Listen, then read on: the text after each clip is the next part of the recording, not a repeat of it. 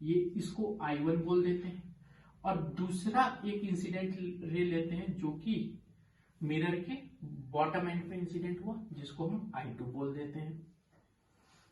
अब क्योंकि laws of reflection को फॉलो होना है, तो जितने एंगल पे इंसिडेंट रे इंसिडेंट हुआ है इस मिरर पे, उतने ही एंगल से रिफ्लेक्ट भी होगा।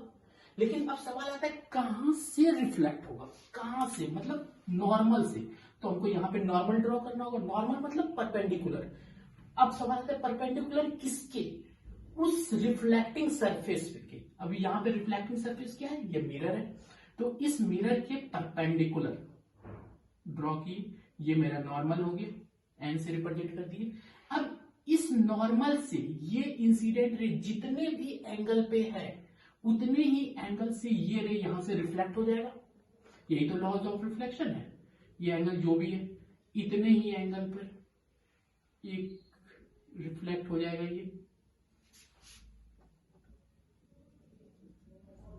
ये हो गया रिफ्लेक्टेड रे। रिफ्लेक्टेड रे, इसको हम R1 बोल देते हैं। सेम वही केस यहां पे भी होगा। ये इंसिडेंट हुआ है मान लेते हैं, तो यहां पे भी लॉज ऑफ रिफ्लेक्शन फॉलो होना है। तो मान लेते हैं यहां पे जो नॉर्मल है वो n है। नॉर्मल से जितने एंगल पे ये इंसिडेंट रे है, उतने ही एंगल पे रिफ्लेक्टेड रे होगा, यहां से रिफ्लेक्ट होगा। तो ये ड्रॉ हो गया, इसको हम बोल देते हैं R2, रिफ्लेक्टेड रे 2। ये मेरा बन गया। अब सवाल आता है कि इस ऑब्जेक्ट का इमेज कहां बनेगा। इमेज कहां बनेगा। अब सवाल आता है, पहला सवाल तो यही है कि इमेज बनता कब है। इमेज तब बनता है जब दो या दो से अधिक रिफ्लेक्टेड रे इंटरसेक्ट करती है। जिस पॉइंट पे वो इंटरसेक्ट करेगी या जिस पॉइंट पे वो मीट करेगी, वही लोकेशन इमेज का होता है। अब आप खुद देखिए, क्या ये रिफ्लेक्टेड रे R1 जो इधर को जा रहा है और ये रिफ्लेक्टेड रे R2 इधर को जा रहा है, ये कभी भी आपस में इंटरसेक्ट करेगी, मिलेगी, मीट करेगी किसी भी पॉइंट पे? नहीं करेगी। तो क्या करें उस केस में, तो इमेज नहीं बनेगा क्या? बिल्कुल बनेगा। क्या करें, इस रे को हमको मिरर के पीछे एक्सटेंड कराना है।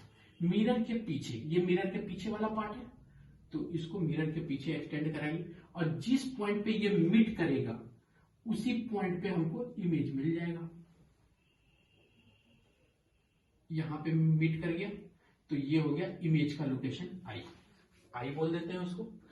अब प्लेन मिरर का एक और प्रॉपर्टी होता है कि जितने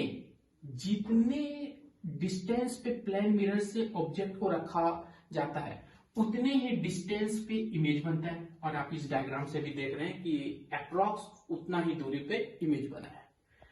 अब आते हैं वापस अपने टॉपिक पे, फील्ड ऑफ व्यू पे। फील्ड ऑफ व्यू क्या है? फील्ड ऑफ व्यू वो रीजन है जिसमें ऑब्जेक्ट का या इमेज का डाइवर्जिंग रे प्रेजेंट होती है। डाइवर्जिंग रे इमेज का, ये देखिए ये डाइवर्जिंग रे है।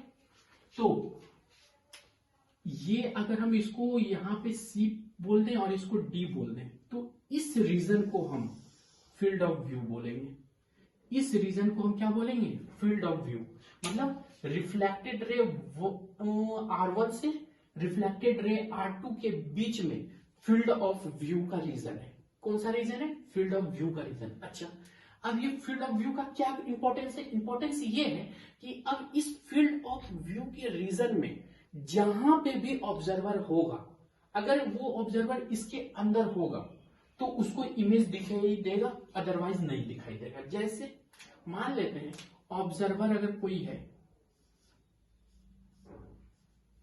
ये कोई ऑब्जर्वर है वन लोकेशन पे, तो इसको ये इमेज दिखाई देगा। क्यों दिखाई देगा? क्योंकि ये फील्ड ऑफ व्यू के रीजन के अंदर है, दैट इज C और D के बीच के रीजन में है, इसलिए इसको ये दिखाई देगा।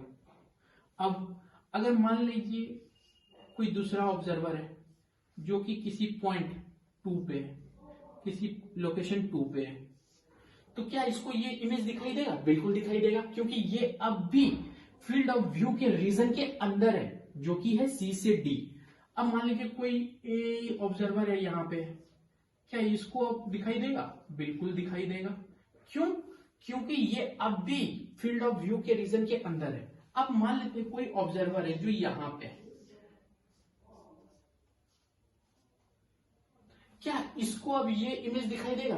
बिल्कुल नहीं दिखाई देगा। क्यों नहीं दिखाई देगा?